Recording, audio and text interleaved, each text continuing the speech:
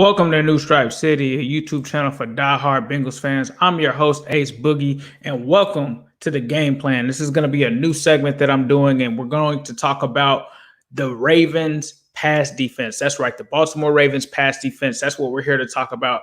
But just so you know, please be sure to like, comment, and subscribe so you can stay tuned and get all of this Bengals news and analysis. We do interviews, we do all kind of stuff. If you're looking for the link, it's down in it's down in the description. Sorry about that, guys. But let's really get into this. So with that said, we're going to look at this Baltimore Ravens pass defense, and I'm going to give you guys some numbers here about them and, you know, what they can really expect going into this game. Now, on pass defense, Marcus Peters plays primarily the left cornerback position on the outside. So if you're looking at this from the offensive side, that's the right side. He's one of their worst corners. He's allowed 49.7 in terms of coverage, and the Chiefs actually took advantage of him in that Chiefs game. They had some familiarity with him. They knew that he was going to be very aggressive, and he allowed 146 yards in that game, mostly was given up on a deep pass. And the Bengals have actually attacked this side the most on their offense and have had a successful completion rate of 75%. And they've actually completed 53 passes on that side. But when you look at the other side, the right cornerback side, the left side of the field, that is where you have Marlon Humphrey. And he has a 75.5 coverage grade. Obviously, this guy's a Pro Bowl corner, and he's, doing that. He's living up to those expectations. And usually when people think about the Ravens, they think about how elite this pass defense is, right? It hasn't been elite this season. And we're going to get into why, but sticking with Marlon Humphrey, we know that he plays primarily on that side for the defense, on the right side, the left side. And the Ravens have allowed 83% of completions on 43 completions for the short left side for 243 yards. So really that's the Marcus Peters kind of side. And they've also allowed 77% of completions for 433 yards in the short middle of the field. That is where they are susceptible. Everyone targets them in this area. So I expect that to be where the linebackers are and where that safety is playing. It's really been a place of a hole for this defense. And the deep left, the side that Marlon Humphrey is on, has allowed the lowest rate, which makes sense, of 37.5% on only 3 completions this whole season. So he does not give up anything deep on that side. That's pretty strong. So the Bengals would actually be better off if they do take some deep shots in this game, going to the deep right, the side that Marcus Peters is on. And because if they did that, the Ravens have actually allowed a completion rate of 43.75% with 199 yards on 7 completions. Now, like I said, one of them was during that Chiefs game, but it's better to go deep on that side than the other side, according to the numbers. So the defense is also susceptible to passing on first and second down, especially short and over the middle. Like I said, that's going to be the thing, more so than third down.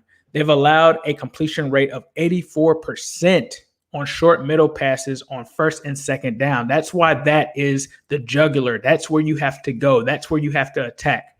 But if you are going to the short left on second down, they're giving up a 92% completion rate. So if you're looking to try to get Joe Mixon involved, I think you can go to the flats there. Giovanni Bernard, I think you could go there. And if you're going to take a deep shot on third down, you might be able to catch Marcus Peters deep on the right. But going at Marlon Humphrey on third down is just not effective. This guy's only allowed 19 yards on that side the entire season.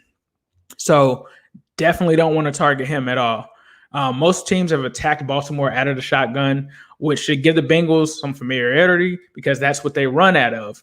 And the only thing is the Bengals may want to try going no huddle against them because literally they have not seen it this season. So that may present an opportunity for the Bengals to confuse their defense because they really just haven't seen it that much. So that's something that I would like to see as a new wrinkle in this game. And when you look at the defensive line in terms of how it affects the pass, they're ranking 23rd on Football Outsiders. They only have an adjusted sack rate of 5.4%. So this isn't a team that is really good at rushing the passer, and they just haven't been able to get to the quarterback. So if this Bengals offensive line can really just keep Joe Burrow upright, they're going to have opportunities. A lot of people are going to think, hey, this is the Ravens. It's going to be so hard. The numbers don't say that. They really don't. Right now, this pass defense is ranked in the bottom 7 of the NFL. That's crazy, right? That's crazy. So they have given up plays. They've also allowed 13 receptions this year of 20-plus yards. So this may be a game where you can get guys in space and get guys to get a lot of runs and a lot of yardage after the catch, whether it's Tyler Boyd. This actually may be a game that you might want to throw John Ross in, because if you can get him over the middle and you can get him in space, there's going to be opportunities all day. And I think that this is a game that Tyler Boyd could have a huge day. And when you look at some of the route trees, Tyler Boyd just lives in the middle of that field. When you look at the next gen stats, that's where he had a lot of production at. The funny thing, though, is a lot of people are talking about AJ Green in this game. I think you go with that route tree that he had in the first game, because he attacked right in that area in the heart of that defense. Now, Marlon Humphrey's probably going to be trailing him, right? But if you can get him to get into that area in space, it's possible that he could definitely have some success there. And T. Higgins last week had a big catch there as well. So there's going to be opportunities there. And even Drew Sample, we'll have to see how they use Drew Sample. They haven't really pushed him in that position much. They really like to go, it seems like, to the sides, the sidelines and stuff like that. So that could present an opportunity for him. But this Bengals passing offense, I think, is going to be in for a big day. It's crazy to say that, but when you really look at the numbers and you really look at things, they could be in for a big day. So let's get into the keys, right? The keys here are that they also haven't forced too many interceptions. They don't get interceptions. They like to cause fumbles and stuff like that. So if receivers are catching these balls, they need to make sure that they hold on to them, because as we've said before, they've forced 7 fumbles and recovered 6 of them. So these guys have to make sure that they're hanging on to the ball and doing what they need to do there in terms of that. Now the keys, getting back to them, the Bengals are averaging 12 yards per passing play within the short middle on second down, and they're having a completion rate of 90% of their passes. That is a key weakness against that defense. So if you take those shots, you're going to be able to eat with those and live with those. And like I said, if you're going deep and you're going to the right, you might want to pick on Peters and go away from Humphrey. Like I said, also look into some no huddle here and go against the guys that are weak in coverage. Patrick Queen, not good in coverage according to PFF. Deshon Elliot, not good in coverage according to PFF. LJ Fort, amazing in the run game, horrible in coverage. These are the guys that you have to pick on. Like I said, get the ball to Tyler Boyd in the middle, get it to T. Higgins, put AJ Green in that area. He's going to draw the Humphrey matchup, so it may be a tough day for him. But if you do get it to him, have plays where he's able to expose that side of the field for sure. And I think that this may be, even though he's been inactive 2 games, this might be a game where you want to put John Ross on the field. We'll have to see what they do. But I also think using Joe Mixon on those edges of the defense with those short passes is also going to help as well. Keep Matt Judon away from Joe Burrow. He's been average. He had some success against the Ravens. I mean, not against the Ravens, the Redskins. But you've got to keep him off of the quarterback. And Joe's been one of the most aggressive quarterbacks in the NFL, according to Next Gen Stats. And he can continue to be that against a Baltimore defense that really doesn't get interceptions. But we also have to put up points and convert in the red zone, play with the balanced attack, be able to marry that run with the pass. I think that they can have a really good showing here. And the other thing is, a lot of people are having a lot of success passing on first and second down against the Ravens.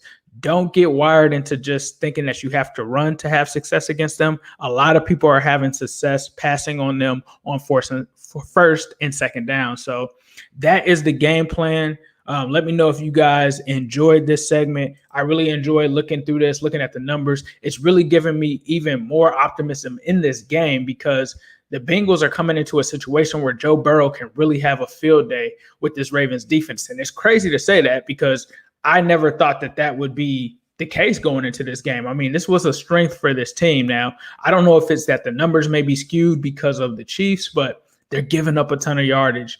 And I think that it works with the Bengals, and the Bengals are going to be able to do everything that they can. And Zach can put these guys in an amazing space with this defense to take advantage of them.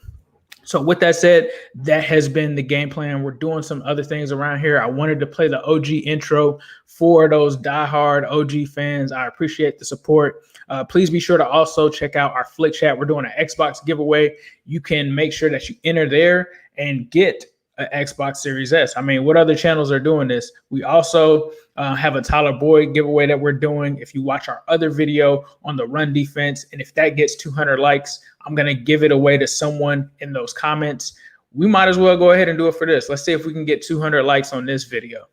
We'll see who wins first. So whoever wins first, whether it's the pass defense video, whether it's the run defense video, be sure to comment underneath here, leave it in the comments. And if we get to 200, I'll make sure that I do a drawing and select one of you guys that comment and like this video. But as usual, I'll leave you guys with a who day, all day, every day, and especially on Sunday. Thank you.